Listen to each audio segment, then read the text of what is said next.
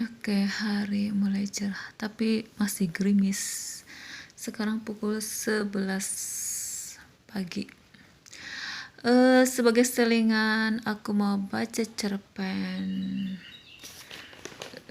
dengan judul Semangat dalam Sepucuk Surat. Cerpen oleh Ahmad Seku. Oke, kita akan mulai bacakan. Jaga adikmu baik-baik. Demikian isi sepucuk surat yang selalu memberi darah, semangat belajar di sekolah, dan sekaligus juga harus bisa tetap semangat mengerjakan semua pekerjaan rumah. Anak kelas 3 SMU itu tampak semangatnya melebihi anak seusianya.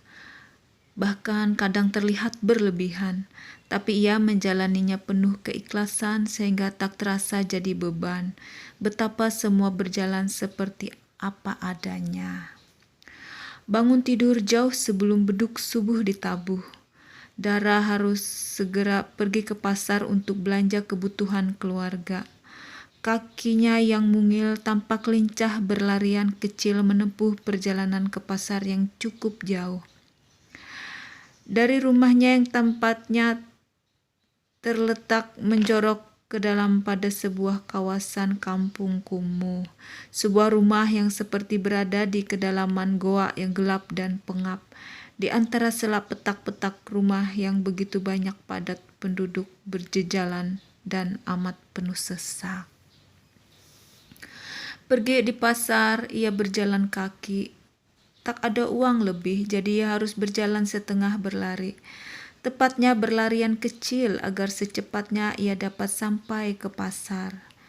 Dengan uang belanja seadanya yang diberikan sang ayah yang bekerja serabutan, ia pun harus bisa menawar sayur-sayuran di pasar yang harganya semakin membumbung tinggi seiring harga BBM yang terus-menerus naik karena konon, menurut orang-orang, subsidi harus ditarik demi menjaga kestabilan uang negara.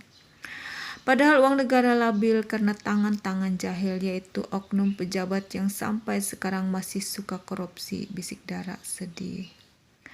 Karena suntuk memikirkan uang negara dan saking terburu-buru berlarian pergi ke pasar, Dara terantuk batu dan kemudian jatuh sehingga 3 logam 500-an rupiah terlepas dari genggaman tangannya dan kemudian menggelinding jatuh ke dalam got. Aku harus bisa mendapatkan uang itu kembali, tekadnya dalam hati. Betapa memang kemudian ia berusaha keras mengambilnya meski tak mudah karena ternyata jatuh di got yang dalam dan juga hitam sehitam langit yang masih tak lepas dari pelukan sang malam. Begitu susah payah tangan mungilnya merogoh got mencari-cari uang yang jatuh. Sampai pemulung yang kebetulan lewat tak tega melihatnya sehingga tergerak ikut membantu mencarikan uang itu. Usaha yang sangat keras dengan bantuan sang pemulung tak sia-sia karena akhirnya uangnya berhasil ditemukan yang tampak begitu hitam kental bercampur dengan kotoran got yang berlepotan. Terima kasih bang, ucap Dara sambil mengulurkan tangan untuk menjabat tangan dengan pemulung. Sama-sama Neng, kata pemulung menerima jabatan tangan dan dengan senyum penuh keramahan. Kalau jalan, hati-hati ya Neng. Iya bang, sekali lagi terima kasih atas pertolongannya, ujar Dara sambil berbisik dalam hati. Semoga pemulung itu mendapat pahala dari Tuhan karena mau menolong dirinya dari kesulitan mencari uang yang jatuh di got. Segera sesudah itu, Dara segera masuk ke dalam keramaian pasar yang letaknya tak jauh dari tempat itu. Di pasar, ia dikenal sebagai anak kecil yang paling pandai menawar. Meski harganya tinggi, tapi ia bisa menyiasati, tentu dengan cara yang kreatif. Contoh seperti memilih wortel yang kecil-kecil untuk kemudian dipisahkan dengan wortel yang besar-besar di depan pedagang sambil berkata, "Pak, saya ambil wortel yang kecil-kecil ini, sengaja memilih kecil-kecil yang tentu tidak akan ada yang beli.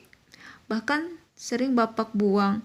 Kalau dibuangkan sayang, jadi kalau saya beli wortel yang kecil-kecil ini tolong harganya dimurahin ya Pak." Wah, Eneng, emang benar-benar pintar menawar, puji pedagang wortel dengan reaksi sedikit berkerut dahi. Tapi kemudian tersenyum iba sambil berkata, ya udah, wortel yang kecil-kecil untuk Eneng saja karena memang tidak ada yang mau beli. Bahkan sering saya buang. Terima kasih ya Neng, mau memisahkan wortel kecil-kecil dari wortel yang besar-besar. Sama-sama Pak, saya juga terima kasih karena diberi wortel kecil-kecil, ucap Dara sambil meraup wortel kecil-kecil ke dalam tas belanjaannya. Semoga pedagang wortel mendapat rezeki banyak karena berbaik hati memberi wortel kecil-kecil, bisik Dara dalam hati. Setelah mendapat wortel kecil-kecil, ia langsung berpindah ke pedagang sayur lainnya. Hari itu ia akan masak sup dengan wortel kecil-kecil yang tentu akan tetap enak kalau dimasak dengan resep dari nenek yang dikenal pintar masak. Selesai berbelanja di pasar, Dara cepat-cepat pulang ke rumah dengan mempercepat larinya karena matahari mulai menampakkan diri di ufuk barat sana. Menampakkan diri di ufuk barat? Ini salah, di ufuk timur. Salah cetak ini teman-teman. Ya, ia harus lebih cepat lagi berlari karena masih banyak pekerjaan yang dilakukan sebelum berangkat ke sekolah. Ia tahu akan terlambat datang ke sekolah karena harus mengerjakan semua pekerjaan. Tapi ia berharap tidak terlalu parah terlambatnya. Sampai di rumah, ia langsung buru-buru masak sup, lalu dengan cepat ia mengerjakan pekerjaan rumah lainnya, seperti mencuci pakaian, menyapu halaman, dan mengepel lantai. Semua dilakukannya sendiri dengan penuh semangat tanpa pernah mengeluh sedikit pun karena keikhlasan kerjanya itu telah dimuarakan pada sebuah harapan. Aku ingin ketemu ibu. Sebuah harapan yang terdengar amat sangat sederhana, tapi ia ingin menggantikan peran ibu yang menurut cerita ayahnya sangat rajin mengerjakan semua pekerjaan rumah sendirian. Yanti, teman sebangkuku dengannya di sekolah, begitu kagum mendengar harapan itu pada sewaktu-waktu.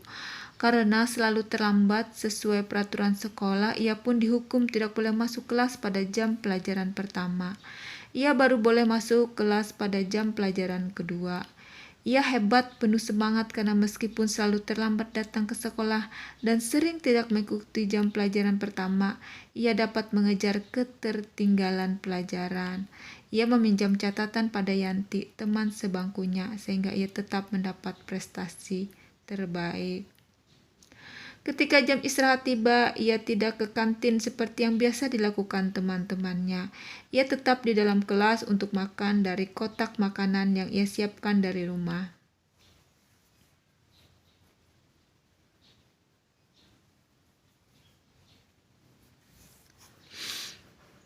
Uang saku yang diberi ayahnya tak seberapa dan ditabung. Ia memang rajin menabung meski uangnya tak seberapa. Sedikit demi sedikit ditabung tentu akan menjadi bukit untuk sebuah cita-cita dapat membeli formulir ujian masuk perguruan tinggi negeri.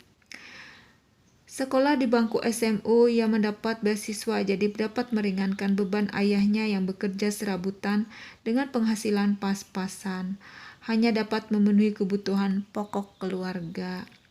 Lalu, di mana ibumu sekarang? Bertanya Yanti karena saking penasarannya. Entahlah, aku tidak tahu ibuku sekarang di mana, jawab Dara dengan wajah yang begitu berat. Berat oleh rindu pada sang ibu yang telah meninggalkan dirinya sejak ia masih kelas 4 SD dan adiknya pada waktu ia masih 3 bulan. Seorang ibu yang sekarang berada di rumahnya adalah ibu tiri, tapi tidak kejam seperti yang ada dalam cerita. Seorang ibu tiri yang dinikahi ayahnya hanya untuk menemani, karena konon menurut orang-orang katanya lelaki paling tidak tahan hidup sendirian, dan memang kesepian ditinggalkan pergi istrinya. Ya, ibu tirinya hanya bertugas menemani sang ayah, tidak ada yang dikerjakannya selain hanya menemani. Karena semua pekerjaan rumah, mulai dari masak, mencuci pakaian, menyapu halaman, mengepel lantai, sampai membersihkan kamar ayah dan adiknya, semua dikerjakan Dara sendirian saja. Sementara itu, adiknya masih terlalu kecil untuk mengerjakan semua pekerjaan rumah sebanyak itu. Dan ia amat sangat sayang dengan sang adik sehingga tidak ingin adiknya ikut susah payah mengerjakan semua pekerjaan rumah yang sangat melelahkan. Sang ibu tiri tampak seperti manekin di etalase toko yang kesehariannya hanya merias diri, menampakkan senyum manis meski hidup bersama ayah Dara pahit, serba kekurangan. Dan terakhir yang wajib dilakukan adalah ia harus bisa menemani sang ayah yang kesepian semenjak ditinggal ibu kandung Dara yang pergi entah kemana. Masa sih ibu tirimu tidak mengerjakan apa-apa?